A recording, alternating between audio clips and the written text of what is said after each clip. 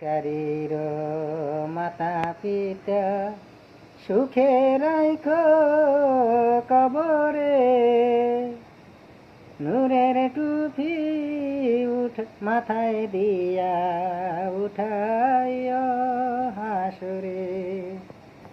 হায় রব্বুল আলামিন, ও আমার মওলা গো, ও আমার দরদি আল্লাহ গো, আমি একজন বেমারি মানুষ, তোমার কাছে কাকতি মিনতি করতেছি গো, তুমি আজকে রাতের ভিতরেই আমার জ্বরটাকে তুমি সারিয়ে দিও।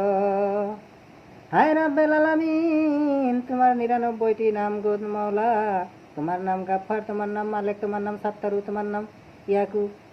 তুমি তোমার যে নামের উসলায় পারো গো মওলা, তুমি আমার বেমারকে শেফা করিয়ে দিও।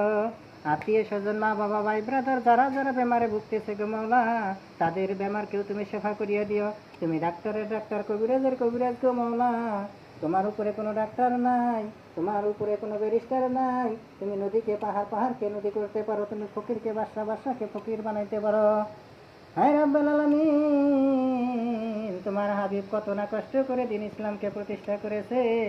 আমাদেরকেও সেই দিনের পথে চলার জন্য বেশি বেশি তৌফিক দান করো। হায় রাব্বুল আলামিন, আমি গুনাহগার সেগার বান্দা গো মওলা, তবু তোমার কাছে কাকতি মিনতি করতেছি গো মওলা। তুমি আমার বেমার এবং বিশ্বের যত নরনারী মুসলমান রয়েছে গো মওলা, তাদেরকেও তুমি বেমার থেকে সেবা করিয়ে দিও। যাদের ঘরে বালা মুসিবত আছে, তাদের বালা মুসিবতকে তুমি দূর করিয়ে দিও। যাদেরকে টাকা পয়সা কম হয়েছে, তাদেরকে তুমি টাকা পয়সা বেশি বেশি বাড়াইয়া দিও। হায় রাব্বুল আলামিন, আমি একজন গুনাহগার বান্দা, তবু তোমার কাছে বারে বারে কাকুতি করতেছি গো মওলা। তুমি ডাক্তারের ডাক্তার, ডাক্তার ভাইটা খাইলেও আমার রোগ ভালো হবে না যদি তুমি না চাও গো মওলা।